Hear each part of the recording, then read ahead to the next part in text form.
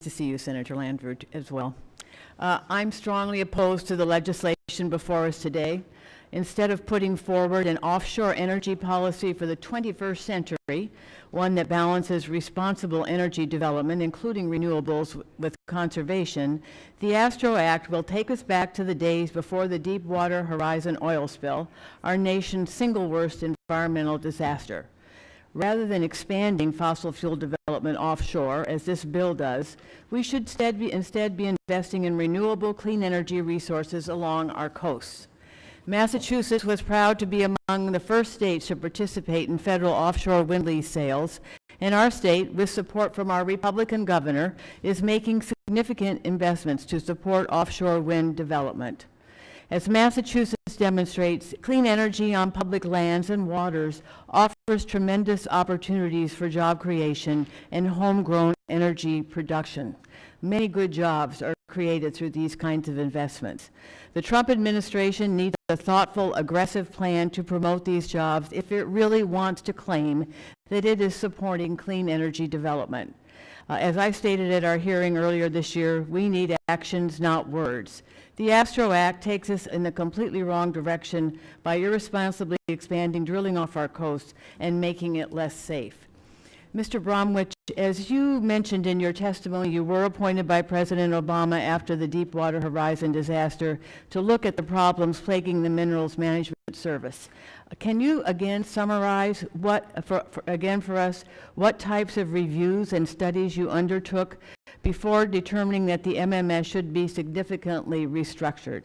Was it something the Obama administration did on a hunch that it was a good idea, or did you undertake a truly comprehensive study, and what did that entail?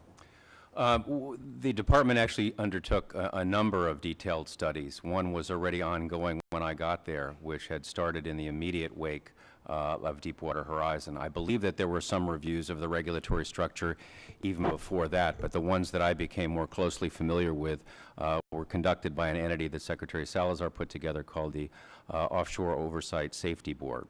But in addition to that, even though the Secretary had embraced in principle that MMS should be changed, the structure of it should be changed so its mission could be deconflicted and all of the missions of the agency could be pursued aggressively.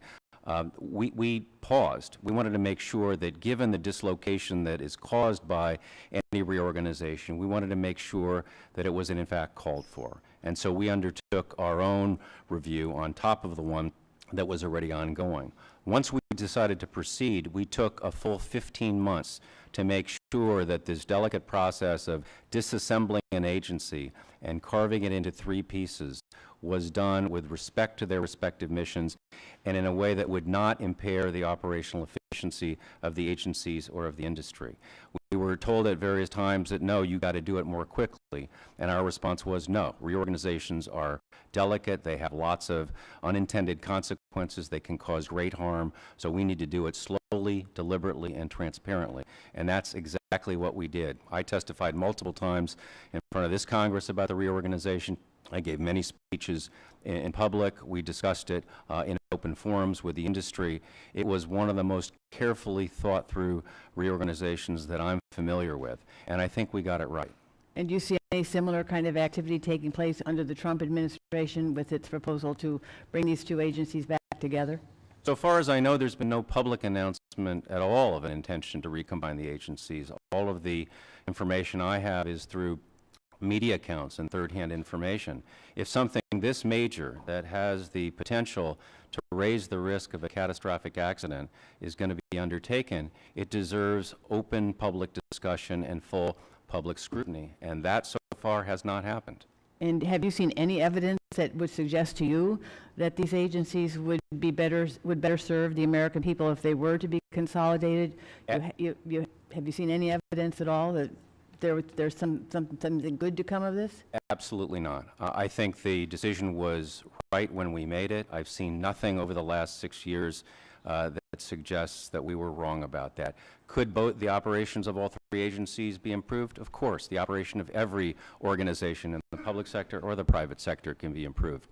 But the logic of the reorganization, the logic of splitting up the MMS into 3 pieces, I think is fully supported by the history of the last 6 years. Most notably, we haven't had a major oil spill. Thank you. My time is up, but thank you for being here today.